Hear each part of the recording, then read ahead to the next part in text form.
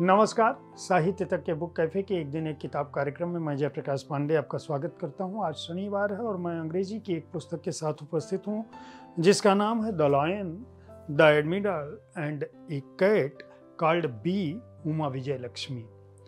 We Raghunathan इसके लेखक हैं और यह पुस्तक learning from life and management पर आधारित है। वी रघुनाथन ने अपने जीवन से जो कुछ सीखा उससे वे दूसरों को सिखाना चाहते हैं कि अगर आप जीवन को जीना चाहते हो तो आपको अपने पर विश्वास रखना पड़ेगा। वी रघुनाथन यह बात इसलिए कह सकते हैं क्योंकि एक नौसेना के अधिकारी के रूप में कैडेट के रूप में जिस व्यक्ति ने शुरुआत की वो न केवल IIM के प्रोफेसर रहे बल्कि एक निजी बैंक के प्रभारी रहे, एक बहुत बड़े फाउंडेशन के अध्यक्ष मुख्य कार्यकारी रहे। इसके अलावा इन सब के अलावा यानी जीवन में जो कुछ उन्होंने हासिल किया व्यावसायिक तौर पर, उसके अलावा वो पंजाबी गाली कंपटीशन के सलाहकार भी रहे। अब आप समझ सकते हैं कि एक व्यक्ति जो है इसके अलावा और भी बहुत सारी हरकतें जो गाली के अलावा पेशाब से जुड़ी हुई प्रतियोगिताओं को भी उन्होंने कहीं न कहीं प्रभावित किया। यानी जीवन के जितने भी तरह के उल्लास, उमंग, बौद्धिकता, शरारत हो सकती है उन सब को अपने जीवन में जिया और जीने के बाद उन्होंने यह पुस्तक समझाने के लिए लिखी। हालांकि उनकी दर्जनों पुस्तकें जो है वह अंग्रेजी के अलावा दूसरी भाषाओं में कुछ पुस्तकें उनकी अनुदित हुई हैं और उन पुस्तकों ने अपनी छाप छोड़ी है। वे एक बहुत बड़े कंट्री के जो मोस्ट पुरानी चीज़ें हैं तालों का एक सबसे बड़ा संग्रह भी उनके पास है।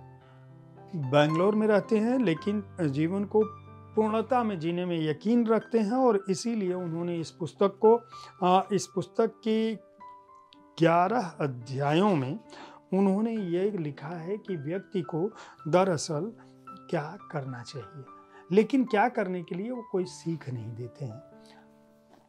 वी रघुनाथन अपने जीवन को अपनी इस पुस्तक के पाठकों के सामने रखते हैं और उस जीवन से आप क्या कुछ ग्रहण कर सकते हैं वह सीधे पाठकों पर छोड़ते हैं। जो अध्याय हैं उनको सुनकर आप समझ सकते हैं कि वो कहना क्या चाहते हैं। शुरुआत वो करते हैं the good admiral, the glimpse of a leader.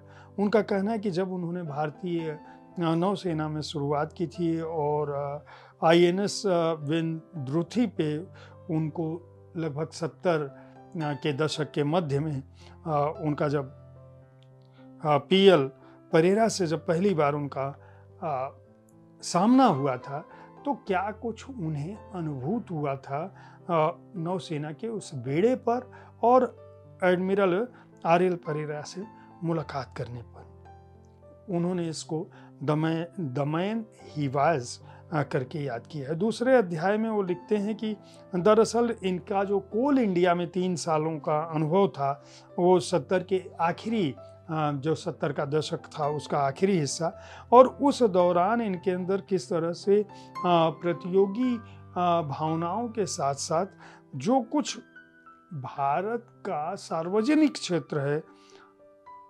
उसको कार्य करने के दौरान, वहाँ कार्य करने के दौरान इन्होंने जो कुछ सीखा। यानी नौसेना से जब वो सार्वजनिक क्षेत्र के उपक्रम में जाते हैं उसके बाद IIM कलकत्ता जहाँ से इनका अकादमिक यात्रा इनकी शुरू होती है, जहाँ इन्होंने डॉक्टोरल डिग्री ली थी 80 के शुरुआती दिनों में।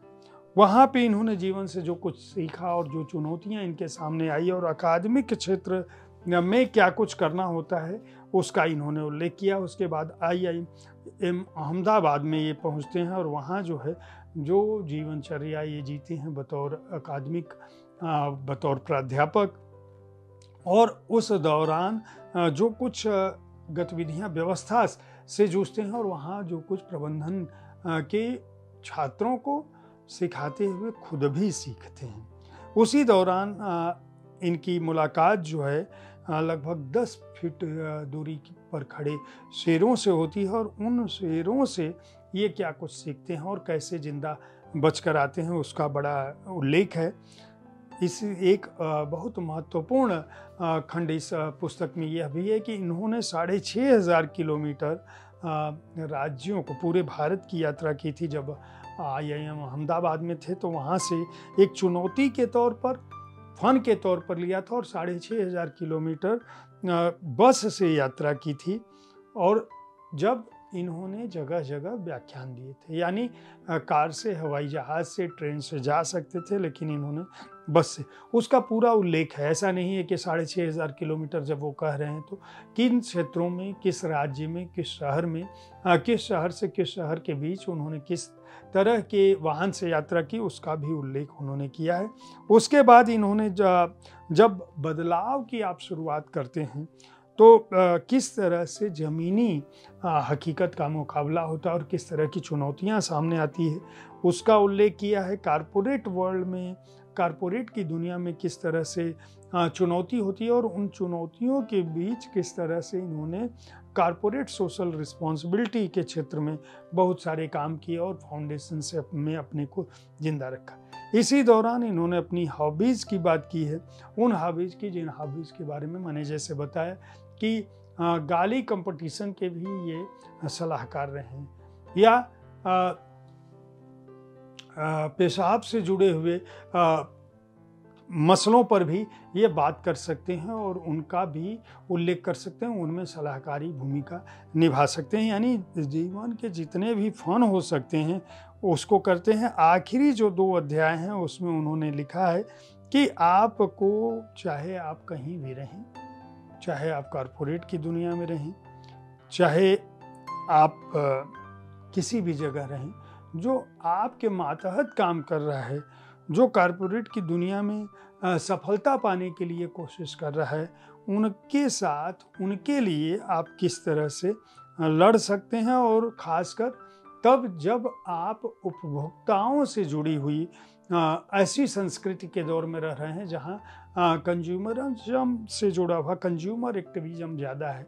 यानी आप ऐसे क्षेत्र में जब काम कर रहे हों जहां कंज्यूमर कोई उपभोक्ता है, तो उपभोक्ता हमेशा आपसे राजा की भूमिका रहेगा। तो उनसे आखिरकार में, उनके बीच और कॉरपोरेट हाउसेज के बीच में जो पदाधिकारी काम कर रहे हैं वो किस तरह से अपने को बचा सकते हैं, और इनका जो अनुभव रहा है उसका उन्होंने उल्लेख किया है। एक बड़ा मज़ेदार खंड है इसमें, जो आखिरी अध्याय है उसका, वो लेखकों से संबंधित है। जो उन्होंने ये बताया है कि अगर आप लेखक बने तो आपको क्या कुछ करना चाहिए। आप अपनी किताब खुद छापेंगे।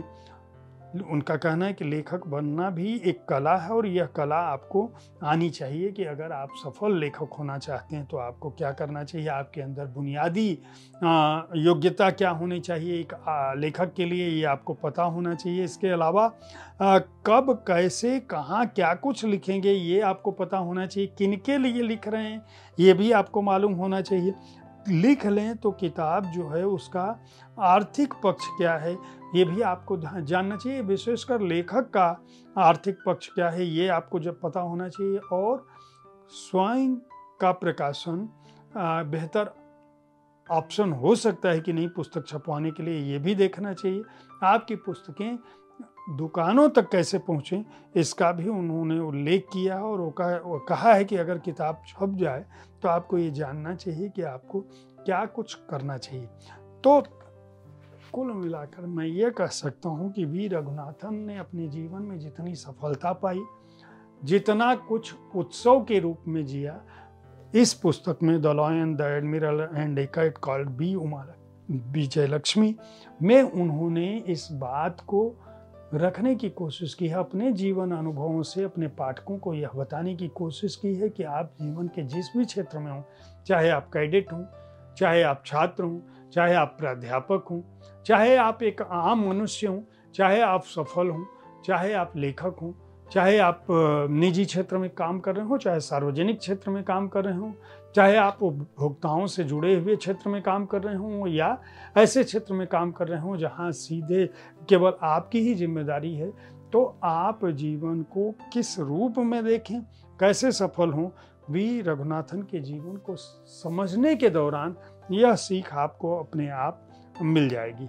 शायद यही वजह है कि जिन लोगों ने इस पुस्तक को पढ़ा है उन सभी ने कहा है कि यह एक ऐसी पुस्तक है जो जीवन के बहुत सारे घटनाक्रमों और स्थितियों को से मुकाबला करने के लिए एक महत्वपूर्ण पुस्तक है, एक सीख देती है कि आप जीवन को कैसे देखें।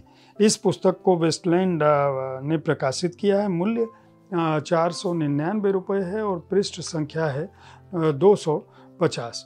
उम्मीद है साहित्य तक का यह एपिसोड आपको पसंद आया होगा। इस कार्यक्रम के बारे में अपनी राय से हमें अवगत कराना ना भूलें। हर शनिवार को मैं किसी न किसी अंग्रेजी पुस्तक पर अपनी राय रखता हूँ।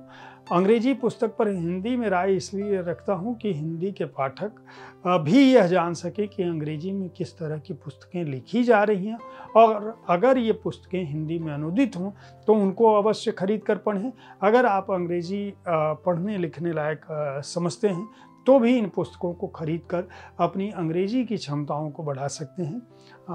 अगले शनिवार मैं फिर किसी ऐसी ही पुस्तक के साथ मिलूंगा। साहित्य तक देखते रहें, बुक कैफे देखते रहें। इस कार्यक्रम के बारे में अपनी राय से अवगत कराते रहें। धन्यवाद।